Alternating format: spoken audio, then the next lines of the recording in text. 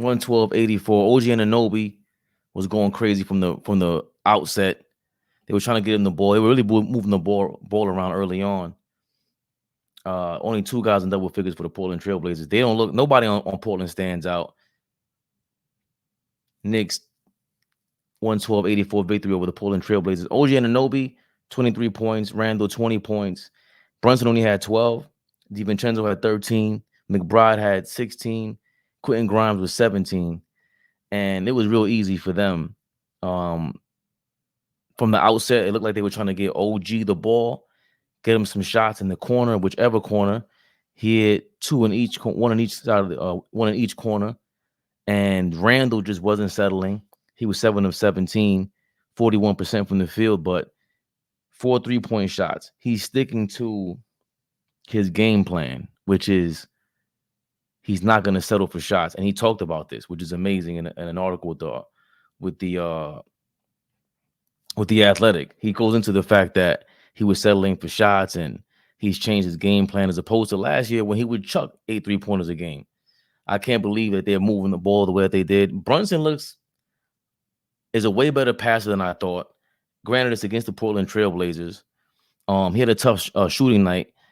The Portland Trailblazers give a lot of guards problems around the league anyway. Like they can't score a lot, and that's evident here. They only scored 23 points in a quarter, but the Knicks were about to get 25 plus in each quarter. They scored 15 in the fourth, but that was after demolishing them. They were up 30. What was it, 62 at the half? 62-38. 38-22 at the end of the first quarter. 63-41 at the end of the first half. At the end of the first half, they were just destroying them. It was 3 points galore. I think it was 13-16 from the free throw line, which was impressive. That was impressive to me because I wanted to see what their free throws look like without RJ Barrett, Emmanuel quickly. That is going to seem to be the theme for the next couple games and next month with the Knicks. There's I just broke up with my girlfriend feeling, it is the best thing I could have done for my life. But you still remember her. She's still around. That's how much, we argue with RJ Barrett fans. We were contemplating with RJ Barrett fans. They bring them up after the game because our bench is not crazy. So, what I mean by that is ball handling wise, someone to spell your best, your starting lineup. Nobody's there on the bench to handle the ball and take a load off the bench. Like, that's a lot of pressure.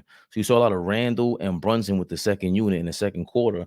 And I thought with that much of a lead against the Blazers, the regular season is a practice for the playoffs. I always say that. So if that's the case, you need to practice against one of the weakest teams in the league that does play defense on the perimeter. They do, make you turn the ball over a lot. They force a lot of turnovers. They got Matisse Thybulle there from Philly. I traded for him. Brogdon did not stand out. Missed the 6th man of the year last year over IQ. But we needed McBride to play more of the second quarter, I believe, because the Knicks were gassed. Like, they started off on fire. Randle kept looking for the pass. They kept playing hot potato with the ball, but it was great. Like I said, I'm not sure if it's because Portland. We have to see this tried and tested with other teams. They did not pass the ball around like this against Philly. And even against the Wizards, it was more Randle trying to go for 39 because he had 8 points against Philly or whatever it was.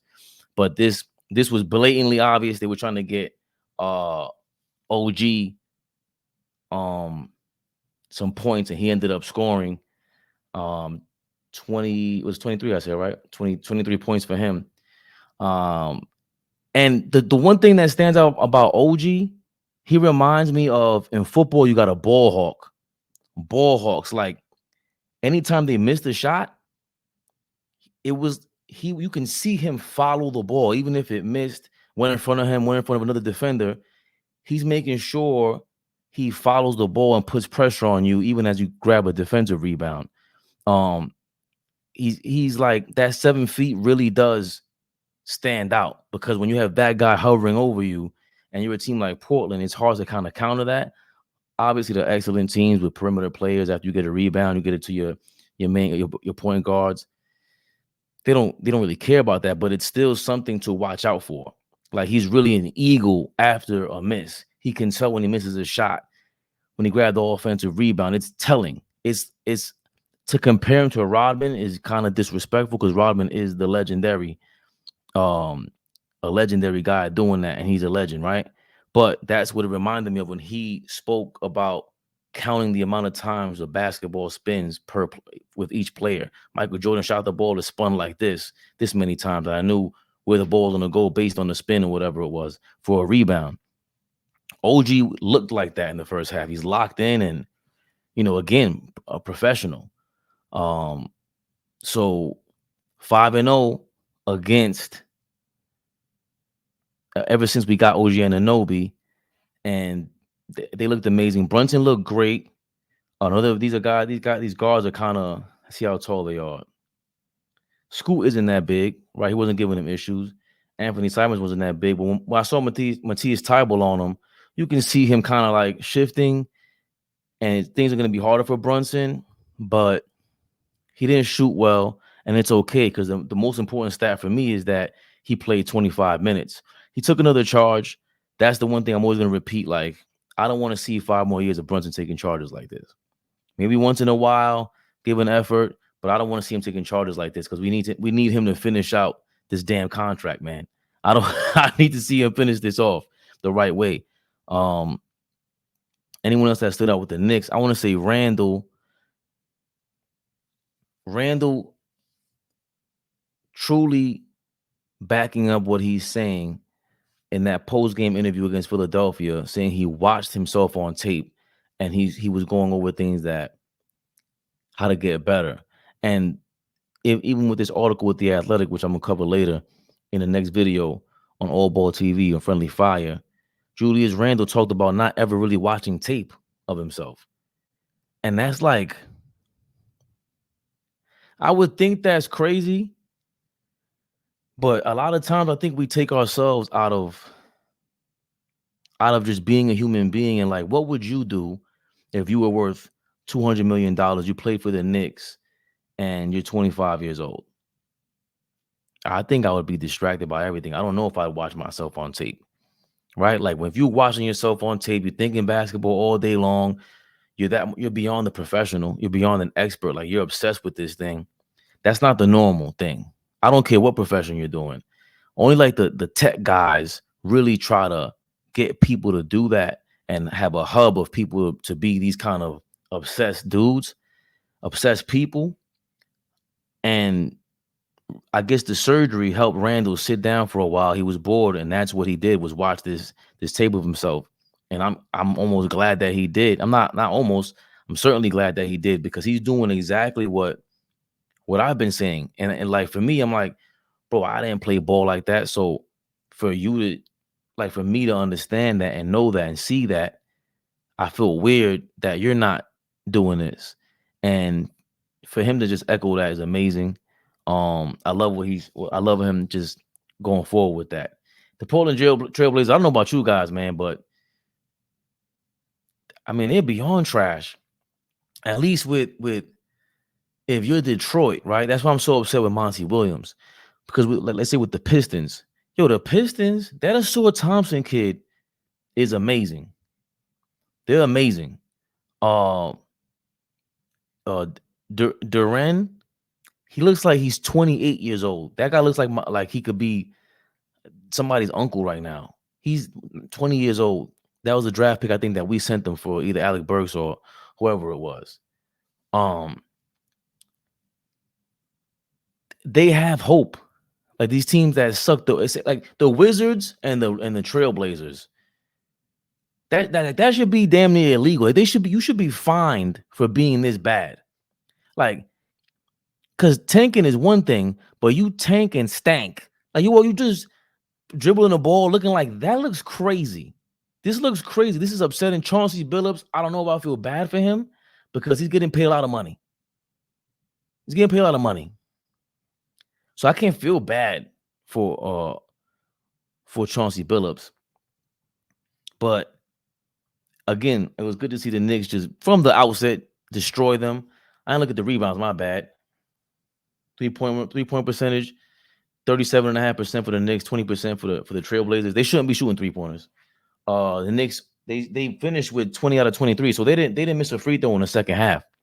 That was amazing. 55 rebounds to 43. We've been out rebounding everybody still. Hartenstein is still a beast.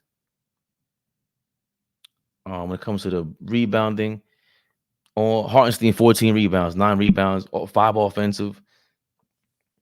5 offensive rebounds for Achua, 9 rebounds for Precious Achua.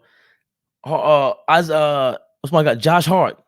Once again, back-to-back plays in the first half. Do not dribble more than 2 times in the half court. Please. Just pass the ball. Pump fake it.